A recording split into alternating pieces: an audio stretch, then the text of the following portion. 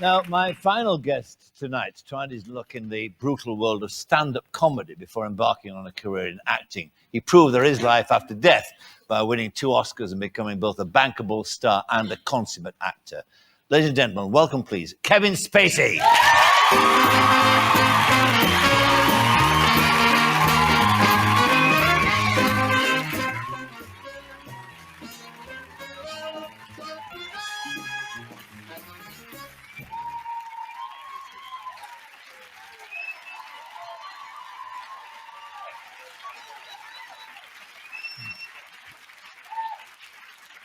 Welcome, sir. Thank you very much. Make yourself at home. In fact, I think that of all the Americans that I've ever met and talked to on the show, you seem to me to be the one who settles in most easily in this country. I mean, some give the impression of just coming over in and looking immediately for the flight back home. You don't do that at all. You seem to fit in. Well, I was fortunate that when I was growing up, my parents used to come to England quite a lot. My father was in the war here, and he was based as an army officer. He was a medic, actually. And he spent a great deal of time here and also in Scotland, your favorite place. And so when I was young, around 7 and 8 years old, they would take trips here. And they would bring all the children. And so from a very early age, I began to have experiences here, going to the theater, a great deal. So they really exposed us to a kind of British way of life. So for me, it's always been quite natural to come here. And the continuing love affair, then, that's about the culture, about the theatre and that sort of thing. Is it the sort of things you find here? Well, I've had great fortune here. I first came and did a play here in 1986, Eugene O'Neill's Long Day's Journey into Night, which I had the great fortune of playing Jack Lemmon's son. And we played here for about 5.5 months. And then more recently, I was here at the Almeida for a production of Iceman Cometh, which we then transferred to the Old Vic. So I've been here for quite some time, and it feels quite natural to me. It's almost like a second home. Long Day's Journey is a significant play in your career, isn't it? I mean, that was the start of it for you, basically. Yes. Tell me the story, because it's a wonderful story about how you actually got the audition for that part. For many, many months, I tried to get an audition for the play, and I was just beginning in the theater. And I couldn't get an audition. Wouldn't see me. My agents couldn't get me in. So I found out that Dr. Jonathan Miller, who was directing the production, was going to be giving a series of lectures in New York on the afterlife of plays at Alice Tully Hall. So I got myself a pairs of tickets to go. And I went very nervously. And he gave this great, amazing, fantastic lecture. And the place was packed. And I just kept thinking through the show, how am I going to meet him? I don't want to go backstage and go, hi, I'd like to be in your play. I thought it's got to happen in the right way. And sitting next to me was a rather elderly citizen. And she was asleep through most of the lecture. And I was just thinking and sort of looking around. And I noticed sticking out of her handbag was an invitation to a cocktail reception in honor of Dr. Jonathan Miller immediately following. And I thought to myself, she's tired.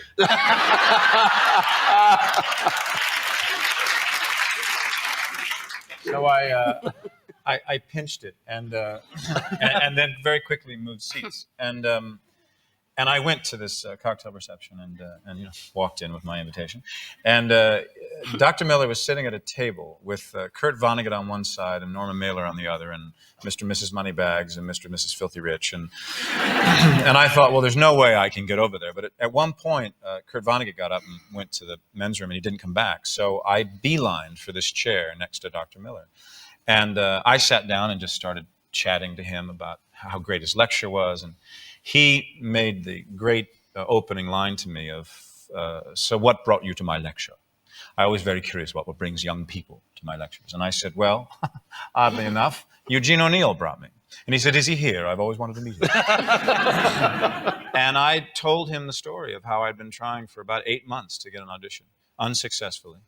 And he wrote down the hotel that he was at and gave me his card. And and said, "Get to me directly." And 2 days later, I had my first audition for the play. And then about 5 months later, I auditioned for the play with Jack Lemmon because he had approval over the cast of who would play his sons. And he was your hero too, wasn't he? He was a big hero of mine. I actually met him when I was 13, and I'll never forget this audition because we did about 4 scenes together, and I wanted this part so badly, and I was just relentless with Jack. I just toppled over his lines, and I drove through his pauses, and you could literally feel something started with us at that moment. And at the end of the audition, he walked up to me, put his hand on my shoulder, and he said, "You know what? I never thought I'd find the rotten kid, but you're it. Jesus Christ."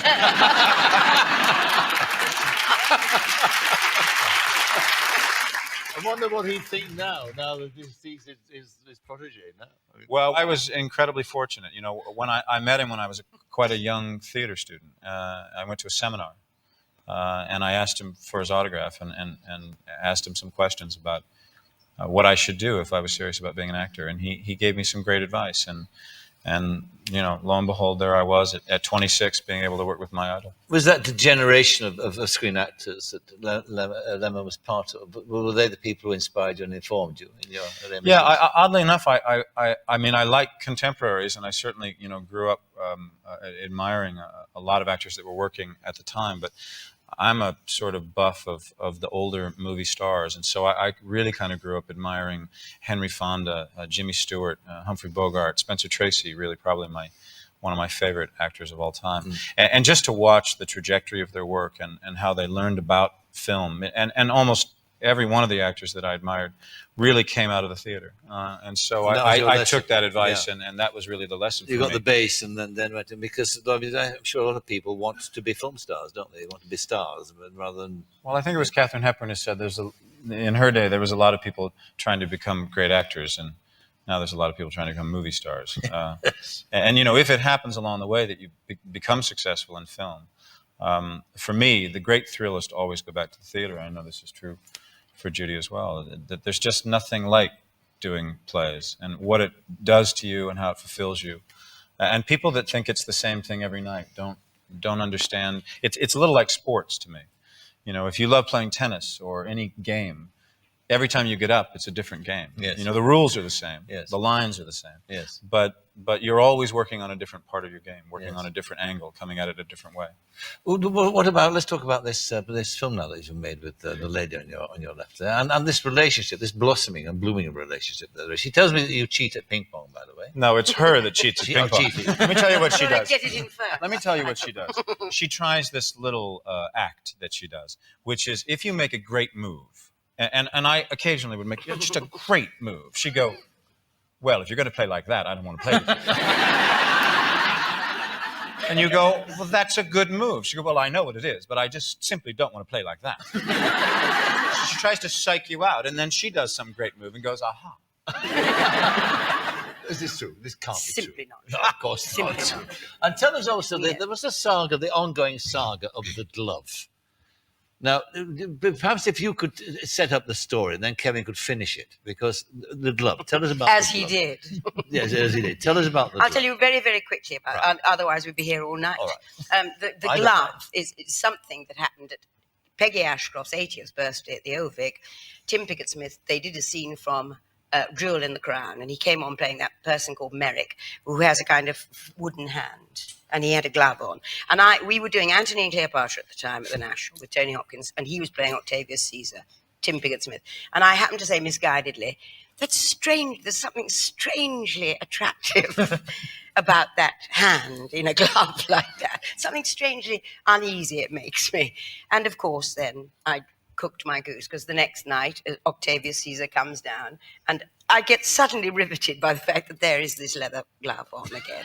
So then this leather glove starts to appear everywhere, in the basket with the snakes, everything. It's there. So then I take it, then it goes back to him and arrives in his loo one night, in his bed, on stage, all across the world. And then, of course, we're all in New York. Kevin and Tim Pickett-Smith, one side of the street on Broadway, me on the other, in 2 different plays, and I get it to him when the president goes to see them. Yes. That You get appears. the. President Clinton came, so it And then appeared it's that over to night you. in our show, and then it went back to Amy's view. And so when I discovered that I was going to get to do the shipping news with Judi, I immediately called Tim Pickett-Smith on the phone, and I said, "Send me the black glove." And So the glove arrives in Newfoundland, and I very carefully studied the script because I don't believe it had ever appeared on a film set before. And I wanted to pick the moment when the black glove would arrive on the film set. So Judi has a scene in the shipping news where she goes to an outdoor loo. And it's just a pretend loo. It was just a set, a little, it was an outhouse, essentially. And she thought I wasn't working that day. But in fact, I was. I had dug a hole underneath the loo. And she does a scene in which the shot is about like this. So she pretends to take her pants down, but she doesn't. And she sat on the hole. And I had the black glove on a stick. And I began to just gently pop it. And of course, the consummate professional that she is, she tried to continue the scene. This was during a tape. And you can see it on film. We don't use it in the movie, but we got the outtakes. She literally goes, "Oh." And then she tries to continue the scene. And then I started to really bang it. And then she got up and looked in the hole, and all I heard was, "Oh no, not the dreaded black glove."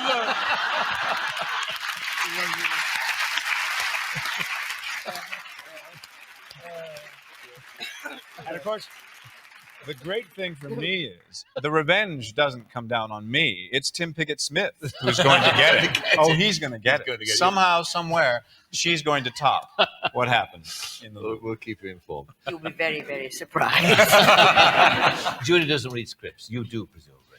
I do read scripts, but I read them in a particular way, which is if I think it's a great story, then the role either is obvious to me, or I'd say very often the embarrassing phone call I make.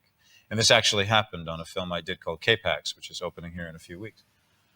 I got that script, and I thought this role of Prote was this fantastic part. I just loved it. And I picked up the phone, and I said, "This role of Prote is so good." My manager says, "That's not the part, Dave." I said, "That's not the part." They said, "No, Will Smith's playing that part. They want you to look at the other role." And that has often happened to me. Now, for whatever reason, that film didn't get made in that way, and it came back around. But I find that it's kind of innocent for me to be able to judge it as a story. Yes, it's a strange part for any actor to play, isn't it? Because it's a dead part, isn't it? Here's a man who was bereft of any kind of emotion, of any kind of reaction. Well, he's a man who has, by the time you meet him in the film, he's gone through a pretty abusive relationship with his father. He knows really no relatives at all. He has no sense of himself. He has no sense of whether he has a place in this world. And I actually think that there are more coils in the world than there are other kinds of characters that I've played in films who are ironic and fast-talking and glib and, have great sort of senses of humor. I think that for many people, you're just trying to get through the day. You're trying to figure out how do you fit into this world? And very often people fall into their professions, And as it turns out, when Judi's character, his aunt, convinces him to move to Newfoundland, to start a new life after a series of things happen where he's left a single father, he goes there and very slowly, very gradually begins to find a place for himself and actually ends up falling into journalism. It's a fascinating story. And what about Newfoundland itself? Because that is I've never been to Newfoundland. I don't know many people who have, actually, apart from you two. But it's a strange, bereft landscape, isn't it? It's odd. Well, we had a good time. I mean, I have to say, despite the weather, and it is, the Newfies even joke that they have 4 seasons: fall, winter, misery, and summer. And we were pretty much in misery. We never quite got into summer. But despite that, and the disadvantages of filming a movie under those kind of weather conditions, because you're just constantly chasing the weather. You never knew quite what you were going to be shooting from day to day. We did have a lovely time. We stayed in this place called the Fisher's Loft, which was like a dormitory for us. I was on the bottom floor with the ping pong table. Judi was upstairs. Lasse was above us, our director. My dog running up and down the stairs. And when you're in a place that's as isolated as that, you are in some ways forced to come together, and we really did become quite close in that environment. It sort of pushes you all together.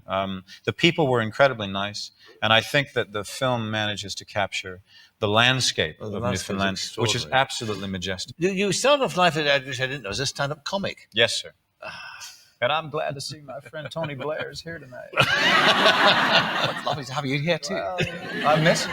I miss you. Oh, And doing impressions as well. No? Yeah, I did. I started out doing impressions. I just had an ear for it when I grew up, and so I did stand-up comedy. I did it in unusual places. I mean, some of the famous places in Los Angeles, which is where I grew up, but I also played some odd places like bowling alleys at midnight talent contests, which is, you know what this is like when you're doing your best material and all you can hear is the sound of bowling pins being knocked over. It's not going exactly as you'd hoped. But I found it great fun, and it really wasn't until I hosted Saturday Night Live that I had a chance to really sort of do impressions in a public way now. So it's really great fun. Do you enjoy doing impressions? I do. It's really fun, and each time I work with someone, I love to be able to sort of get them down, sort of one kind of thing that they do. Oh, please. That's Judi, is it? Oh, Is that it? yes. Stop it. he does a wonderful. Have you heard his Catherine Hepburn? Oh, I have. awesome. Yes, And Katie Hepburn came to see you in the play that we talked Catherine about. Hepburn came to see A Long Day's Journey, That's and right. she came backstage and knocked on the door, and I opened the door, and her head came bobbing around the corner. I was so stunned to see her, and she said, "My God, you must be exhausted."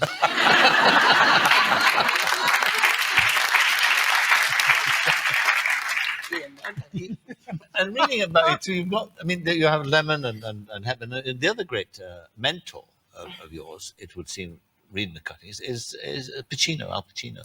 Yeah, Pacino.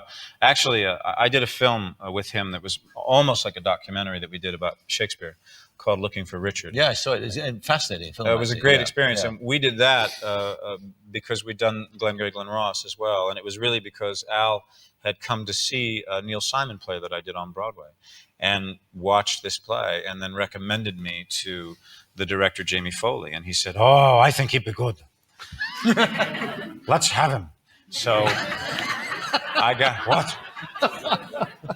But I got a cappuccino, and so we've become great friends. He's an extraordinary man. Are you all right? I love that. Cappuccino. But they were more interesting, weren't they? The older actors. I mean, it's difficult, like this generation now, and you kind of think, well, as you said, they're now movie stars rather than interesting people in their Well, there own was right. something. I mean, there is. I think it's true about British actors too. I mean, you've got O'Toole and Harris and Burton and so many that We are also had really Roger ideal. Moore as well. Who was that? Roger Moore. Oh my! Incredibly intelligent actor. Very good. The cast of thousands, isn't it? It is.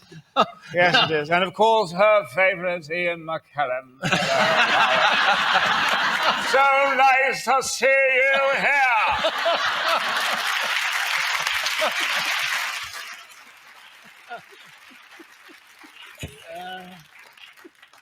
O'Toole's lovely too in the album. We were quite fortunate when we had the premiere for Shipping News. We made it a benefit for the Old Vic, which is a theater that I'm very, very much in love with and want to try to help revitalize, because it is a theater that has sustained itself for as many years as it had without any assistance from the government. There's the National Theater gets about £1 million a month, but the Old Vic sort of sustains itself. And we did the Shipping News as a benefit for the Old Vic, and I was quite pleased that Peter O'Toole came and showed up in support.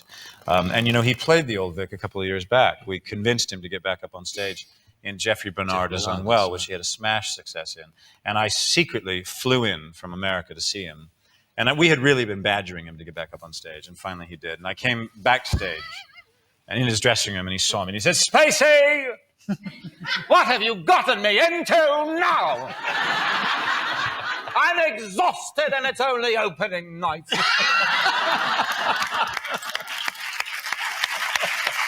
much like him, isn't it?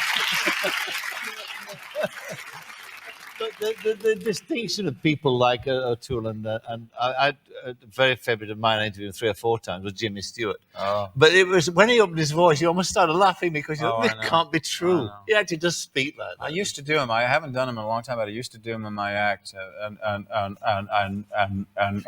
I know you want to hear them. I'm aware of that.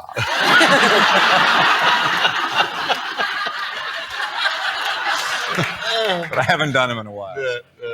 Now let's look at that, a couple more points of this multifaceted career of yours. Song and dance. I mean, you are a frustrated song and dance man. That comes through very clearly in the research. But I just wondered if well, first of all, where did this love come from? Was it again watching the old movies and the? Well, it was partly my parents, because when I grew up, we had music in the house all the time. In fact, my father had this extraordinary collection of 78 records. So I grew up listening to Peggy Lee and Perry Como and Bing Crosby and Frank Sinatra, and all these extraordinary records, which I now have since my father passed. And they're in mint condition. I mean, they were just in incredible condition. So I grew up with music in my house. And when I started out in the theater, in high school, I did a lot of musicals. I did The Sound of Music, West Side Story, Oklahoma, Dames at Sea, Damn Yankees, a lot of musicals. But then I went off to New York and studied to be an actor, went to Juilliard, and I didn't do a musical. And it's only really recently, in the last 6 months, that there's been a couple of benefits. One that we did here at the Old Vic for the British victims of the World Trade Center. And an evening we did in America, a celebration of the music and spirit of John Lennon. And I sang at both those events because in the wake of September 11th, I felt, I think like many of us did, sort of helpless. You know, you don't feel like you know what you can do. And I was hosting this one event in New York at Radio City Music Hall, and everyone was covering John Lennon's songs, Stone Temple Pilots and Dave Matthews and some extraordinary artists. And about 4 days before the event, I said to the organizers, I really feel like I need to get up and do something. I need to express myself in this way. And so we found a great John Lennon tune called Mind Games. I mean, I stood up at Radio City Music Hall like I was out of my mind and sang this song in front of 6,000 people in live television and Yoko Ono. And it was just a great thrill. And then when we came here to do this benefit at the Old Vic, we did a couple of numbers with the London Gospel Choir. And it was a real thrill. So in the right context, in the right place, for the right reason, I really enjoy getting up. Next time we should get the choir, a gospel choir, and we should get the Royal Philharmonic Orchestra at least. Oh, only if you play the tambourine. Well, I would wear a skirt and do a tambourine with you. If you get to do that, I certainly would. Would you like? Could you huff a bit for us? I do think. Huff? Yeah. Well, I don't know. Do you have a floor that's worth huffing? Look here. Let me show you. Just. Well, if you huff with me. Come on. No, I can't. I can't. Come on. I can't. This floor? I can't. This floor here? This floor here. All right. Just do with this. No. Just this. The toe. No, the toe. The toe. It's the one in the front.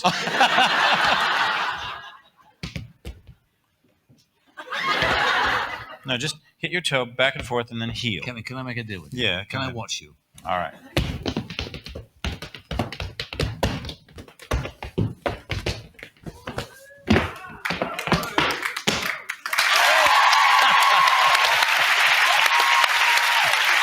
No idea what I just did.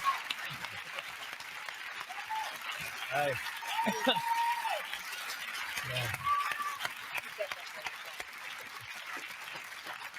Such a clodhopper when I try to dance. We still can't have everything, can you? Yeah, but it's just toe, heel. It's not that I know it's not. I know, but it's my excuse is I've got a new pair of shoes and they're too big for me. Isn't it pathetic? complicated. Fine. Absolutely fine. No, listen, all right, fine. Let's sort of wrap it up. So shipping news, that's out now. And then after that? I'm actually pretty much doing what Judy's doing. You're doing a bit of time out. I'm taking an extended break from performing. Because I mean, now you're in a situation where you can pick and choose, can't you? I'm quite fortunate to be able to keep finding great stories before somebody else steals them, or waiting around long enough for somebody who's supposed to do it to drop out of it. So it's been a nice run. I've had a great number of years of working, but there is always a time, I think, for whatever the personal reasons are, that you need to just take a step back and take a breather and refuel and then get back at it. Might we see you over here? Oh, I will definitely be over here. And in fact, it's my intention the next time I get on stage, it'll either begin at the Old Vic or it will end up at the Old Vic, but the Old Vic will be involved. That's good news. You're very welcome. Kevin Spacey, thank you very much Thank indeed. you.